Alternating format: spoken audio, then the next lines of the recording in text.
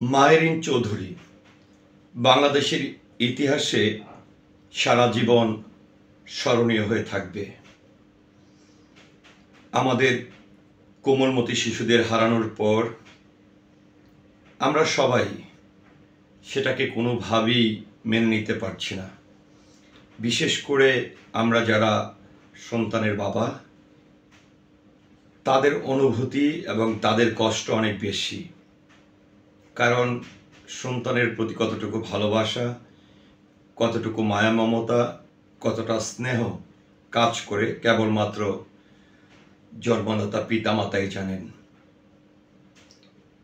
মাহেরিন চৌধুরী, আমি গর্বিত এই মানুষটিকে নিয়ে। বাংলাদেশ গর্বিত ওনার মতন একজন আত্মত্যাগকারী স্কুল টিচারের জন্য। একজন স্কুল টিচার বরাবরই বাবা মায়ের মতন, একজন শিক্ষিকা মায়ের মতন, একজন শিক্ষক বাবার মতন। এটি প্রমাণ করে গেছেন প্রয়াত মাহেরিন চৌধুরী। তিনি চাইলেই পারতেন নিজেকে রক্ষা করতে, তিনি চাইলেই পারতেন নিজে বিপদ থেকে উদ্ধার হয়ে আসতে, তিনি চাইলেই পারতেন তার পরিবারের কথা চিন্তা করতে, তিনি চাইলেই পারতেন নিজের আত্মরক্ষা করতে।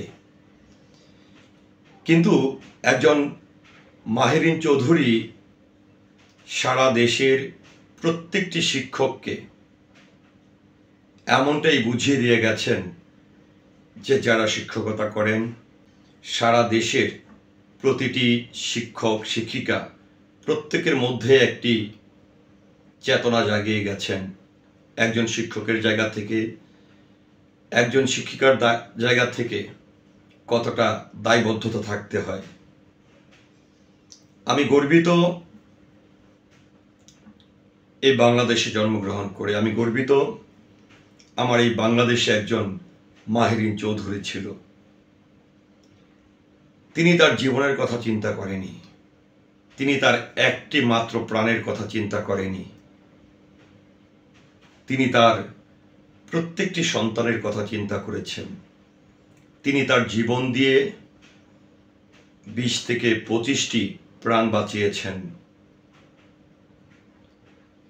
যেই নিষ্পাপ শিশুগুলো পৃথিবী ছেড়ে চলে গেছেন, তাদের কাছেই তিনি চলে গেছেন। আমি ফিল করছি, আমি অনুধাবন করছি, হয়তো তিনি ভেবেছিলেন যারা চলে গেছে তারা একা থাকতে পারবে না, তাদের কাছেই চলে যাই। আমি নিজেও একজন স্কুল টিচারের ছেলে।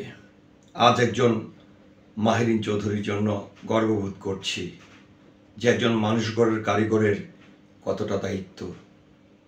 তিনি নিঃস্বার্থভাবে মানুষকে কিভাবে তৈরি করেন, মানুষকে কি শিক্ষা দিয়ে যান। এই মাহেরিন চৌধুরী অনেককেই সুশিক্ষিত করেছেন, অনেককে শিক্ষা দেওয়ার চেষ্টা করেছেন। তবে তিনি প্রাণ দিয়ে এবার নতুন দৃষ্টান্ত স্থাপন করে গেছেন। একজন শিক্ষিকা প্রতিটি শিশুর মা, প্রতিটি শিশুর অভিভাবক, প্রতিটি শিশুর প্রতি তার দায়বদ্ধতার জায়গা। আমি তার আত্মার মাগফিরাত কামনা করছি, কারণ তিনি এমনই দৃষ্টান্ত স্থাপন করে গেছেন, তাকে নিয়ে বেশি বলার মতন যোগ্যতা আমার নেই। আমি আল্লাহ তাআলার কাছে প্রার্থনা করব, এই সকল কোমলমতি শিশুরা পৃথিবীর মায়া ত্যাগ করে চলে গেছেন, নিশ্চয় আল্লাহ তাআলা তাদেরকে জান্নাত প্রদান করবেন। মহান সৃষ্টিকর্তার কাছে প্রার্থনা করছি, তিনি যেন মাহেরিন চৌধুরীকে সর্বোচ্চ জান্নাত প্রদান করেন।